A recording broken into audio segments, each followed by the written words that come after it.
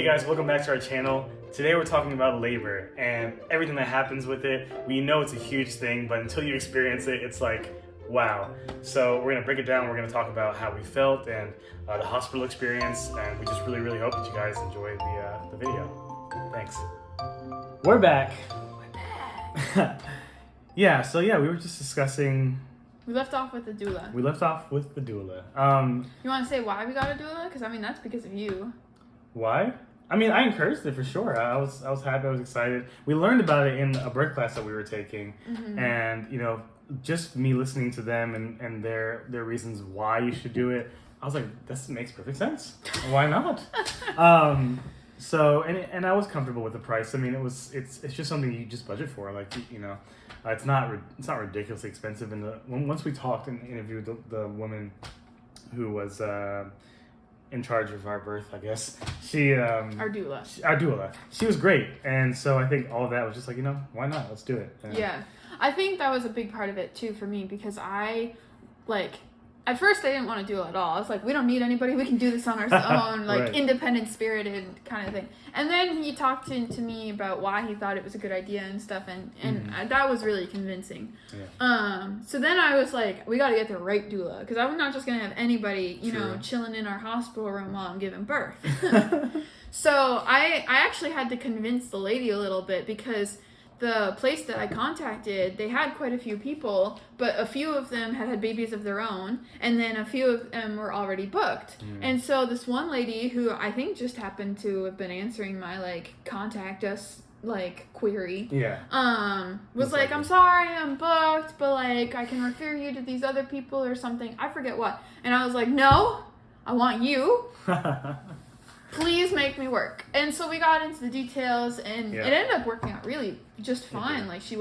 She couldn't make it to one of the births she was supposed to anyway. Exactly. So there you go. Yeah, it was completely fine. She was great. She was super sweet. I agree. So do you want to transition into let's talk about. Well, I mean, I didn't really talk about third trimester stuff very much. Yeah, what else do you want to discuss, I guess? I mean, I guess I don't know. There's not much, a whole lot. I was big. Okay, well, here's the thing. I think this is what bothered me most about third trimester. Okay. Is that I didn't look that big, so I think a lot of people were still thinking I was, early third trimester when I was, finishing up. But I felt big. The weight. I mean, I was still carrying this, she ended up being, 7 pounds? Yeah. 7-pounder inside of me, it's just tiring on your ligaments and your bones, and, you're growing a brain and all that. It was exhausting. Yeah.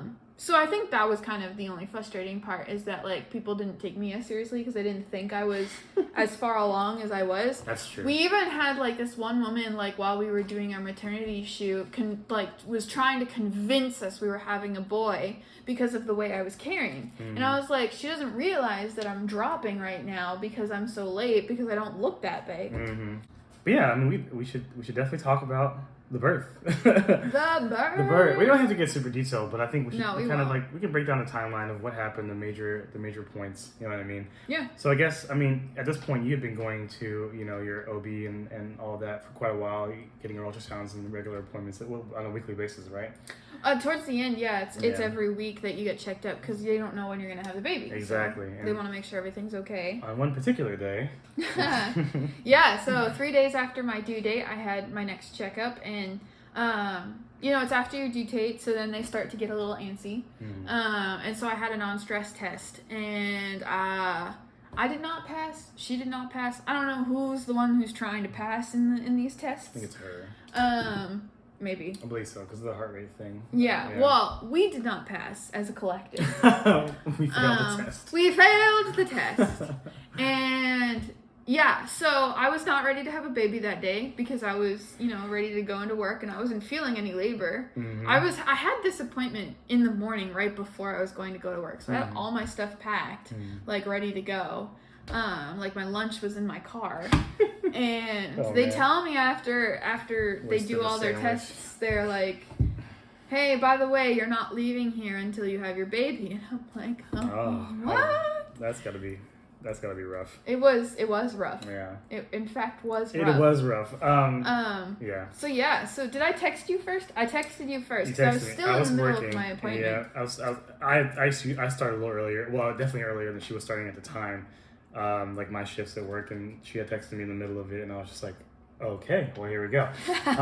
Because, I mean, we knew it technically could happen at any time, but we assumed that the normal ramp up would happen where you start to feel the pains and whatnot. I assumed I would be laboring at home. I was not expecting it to, I mean, long story short, I was induced, and I was not expecting to be having that at all. Sure. So I was expecting to experience some labor at home, probably in the middle of the night. Mm-hmm. You know, classic take a shower to relax and then wake up the husband, you know, pack the bags, honey, it's time to go. We didn't have any of that. Nope. No kind of warning, nothing. No. I packed as best as I could, try to remember all the stuff that you need for a hospital visit, which that did not work. I was trying to get to you as fast as I could, but also like pack and also let my bosses know like I have to leave right now. I'm so sorry. You know what I mean? Yeah. And it was just like whoa, and nothing was. I was remembering like the most basic stuff, the most like obvious things to bring. Yeah. But not like all the little things, and I was like, oh, this is so crazy. But I got to you. Did I send you I made a hospital list. Did I not send it to you? I don't know if you sent it to me. I was probably too emotional in the moment. I remember you making it, but I don't think you ever shared it with me. And I should have. I mean, we ended up getting help. We had people bring us stuff. I came back. You went home like 4 different times. Not 4 times, but I did come back a couple times. At least 2 or 3. All very necessary. Because we had animals here and things like that. So we had to take care of. That's also true. Yeah, it was just a flurry and a rush, and just like the pregnancy. So the birth started. There's a theme here. Honestly, I never thought about that. Dude, but yeah. There's a theme here of suddenness and just completely.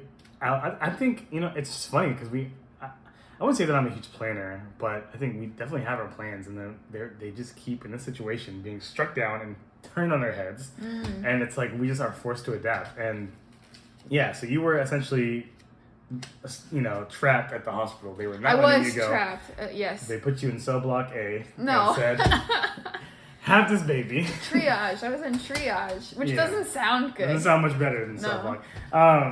Yeah, and you're hooked up to all the devices and the beepers and stuff. And so I had to be constantly monitored because they were concerned about her heart rate the whole time. Mm-hmm. They didn't want her to get distressed, which I mean makes complete sense, but that means I was constantly tied down. So anytime I even wanted to go to the bathroom, I had to call a nurse to disconnect me from the wall, and that was annoying. Yeah, that's too much. Walking down the hall with your I had a little IV monitor, kind of classic hospital stuff. All sorts of stuff. Yeah, it did feel like classic right, hospital. didn't it? Like an episode of House. So then you eventually were moved to an actual room. Yeah, so I was in triage for a while because I was resisting induction at first.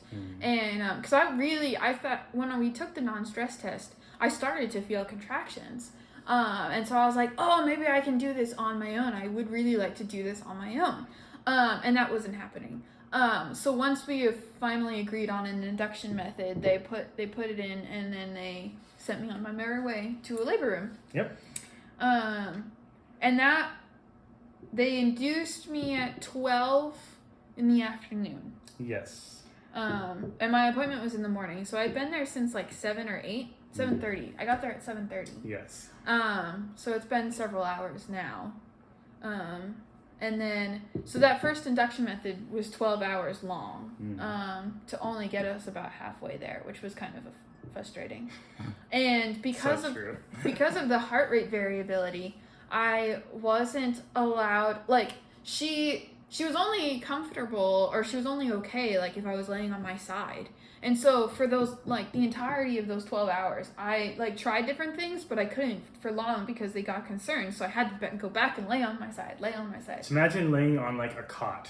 Yeah. Very thin mattress on your one side. You cannot move. I mean, you can move, but they're going to come in there and be like, get back to how you were sitting before. Please. Trying to sleep is like that impossible. Doing anything comfortably is just not, it's not ideal. And also you were having a baby. So, you're already uncomfortable. So that was her situation for quite a while, and Woo. I was just mostly talking with her, sitting there, playing the silent support. But I might have gotten get you things, maybe water, Yeah, you went home ice, and things stuff like and that. Yeah. got things that. So just being a little like busy bee while you were stuck there. Yeah, we called our doula. Called our doula. She came. She was about 45 minutes away, so she came. We sent the bat signal. We were like, it's time. And she drove over.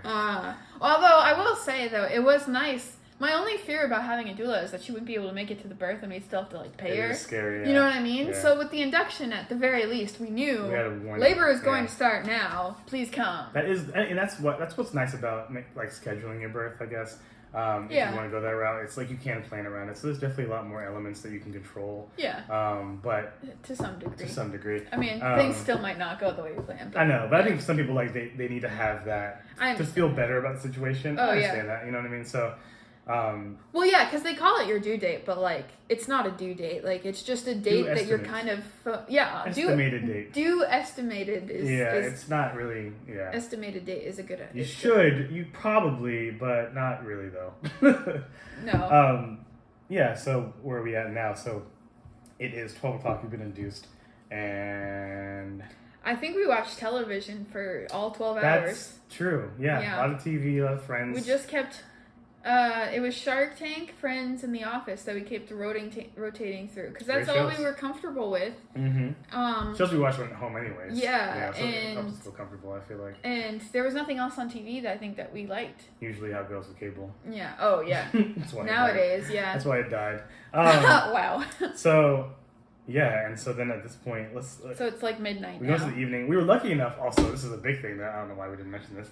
Our friend works. And not only works, but directs the nurses at the hospital that we were at. Yes. So we had a lot of help with that. And she brought us food. She didn't have to do that. She got me, like hospital food, which was awesome. Because I think you only get one free meal for your spouse. Yeah. And you need a lot more than one free meal, especially a boy like me. I gotta eat. Well, you're not there just for the birth. I mean, you're kept at least 36 hours after the birth too. Yeah, and my labor was 28 hours in total, including the doctor's appointment. Exactly. So it's. You're there for a good chunk of time. You're there for more than one meal. You could be there for a week, you know what I'm saying? Like, honestly. I average like 3 or 4 days average. Yeah. So you need to eat. I mean, you can bring snacks, but it's just like, it's a lot. And you don't want to leave your wife, clearly, you know what I mean? But we have friends and stuff visit us, and she was a big help into the evening. And then I think the next morning, what time was it the next morning when they started when they broke your water? Yeah, that was like 6 in the morning. 6 in the morning the following day, okay. Yeah. Yeah. And that's kind of when things were like waking up. Was it 6 in the Yeah. It was 6 because you had her like at 12, didn't you? Yeah. Yeah. Yeah. I couldn't remember when they started the Pitocin, but that would have been short, like 1 o'clock. It was around the same time. It was around 1 o'clock. They started Pitocin after the 12-hour thing because I wasn't continuing on my own like I thought I was. I like fell asleep briefly. Mm-hmm. So I was on Pitocin for a little bit. That wasn't going fast enough. So then we broke my water around 6. Which is essentially, I mean, you've probably seen in the shows where like the water breaks and now we gotta go to the hospital. But like that's kind of like the last thing that has to happen before the baby it's coming now. I mean, you can still labor for quite a while afterwards. I mean, some women do. Yeah. It just kind of depends on how it happens. But that's the last stage. But if it's going properly, then it should be the... It's kind of the last step of the process. Like, for me, it was. We're here. Yeah. Yeah. So it was a bigger decision for us, too, to make because it could have meant some health complications if it didn't work out the way it was supposed to. Yeah, because once I mean, from my understanding and the research that I had done, once your water breaks, the hospital will give you 24 hours before they cut you open. Mm-hmm. And I did not want that to happen at all. So I was very concerned about the fact that everything up until this point was not progressing that they wanted to. Yeah. And then suddenly breaking my water would cause a time limit. Yeah.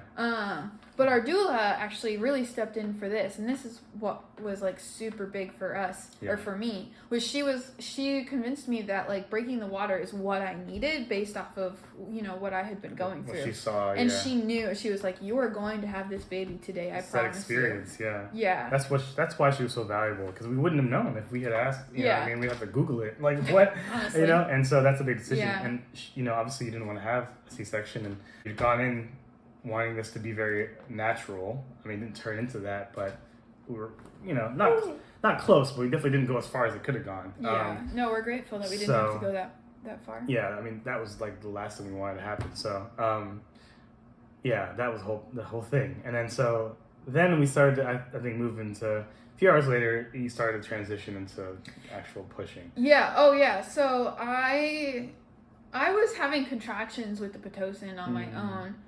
But they really started ramping up once we broke my water.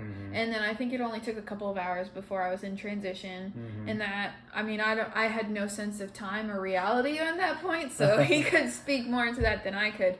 But I was in transition, I assume, for an hour or two. She was. It was later in the morning. I remember, like, the sun was, like, you know, pretty bright in the room at this point, and we were trying to comfort her. The TV is off at this point. Tried to play music. Music was denied very aggressively by my wife.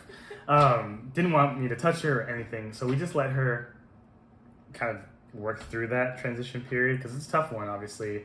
You know, you kind of explained it, but like you're getting ready to essentially to push the baby out. Yeah, it's the final stretch. Yeah, so it's really it's when your contractions are compounding on one another and they're so strong, and like I said, you're in a whole nother world.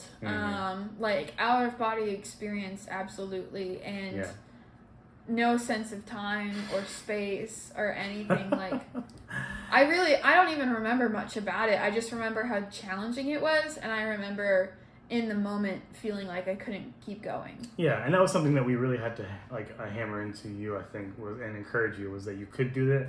Like that's all, you know, I and the doula did that entire time, was just encourage you, like, you can do this, you can do this. Yeah. And yeah, you were in it for about like 40 minutes to an hour, I'd say. I think it was about an hour. Yeah. And then they put you on the bed and it was time to go.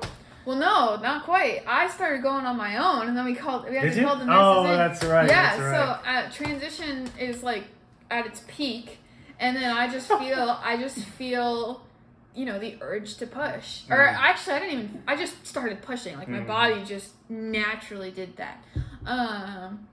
Yeah, I mean, we don't need to get into any more detail than that, but that's what it felt like. And so, yeah, so we called all the nurses in, and I feel like 50 rushed in. I know it wasn't that many, but it felt like a flurry. It got very busy, I think, because there's 3 or 4 of them, and they would be in and out, and then some people would be at the top of the bed, some at the bottom, and it was just like they're all moving around and talking, and it's just a lot. Yeah. And you're exhausted at that point. You've not slept much. It's been about like 24, 36 hours. For us, it was, already. It was 27 hours. Yeah, so you're tired, and that's just not helpful, but they're there to do their job, and it's a quick process. I mean, it was for you. I was going to say, not for everyone. But you pushed 20 minutes and you were done. 25 minutes. I mean, that's quick. Praise the Lord. Oh, my word. Yeah, so 25 minutes. But it felt like 5 to me. Did it? Yeah. Honestly. I mean, I'm sure it did. Because it was crazy. Like, the switch between transition stage and pushing was... It was like I was dying and suddenly I've been resurrected, except for there's this really hard thing I need to do. Yeah. And so I was so much more lucid. I was so much more myself in between each contraction. And then, of course, the contractions would come and I had to do the job. And that was hard, obviously. But somehow that was easier on some level. I don't know. It was, it had so much more purpose. Yeah. I think the only thing I can say beyond that to pushing is that I've never done anything in my life more with everything in my being like I had with that. Like that's the only way I can describe it. Yeah. Powerful stuff. Yeah, and then she was born. And then she was here, and we had our baby. We had a baby. In such an insane moment. Thank you for watching our video. We really appreciate it. If you enjoy the content, then leave a like, subscribe if you want to stick around. You can listen to our podcast on every major streaming channel, especially if you weren't able to watch the video today. If you just want like an audio version of it, we're on Apple Music, we're on Spotify, and pretty much everything else. So give it a listen. Can't wait to see you next time.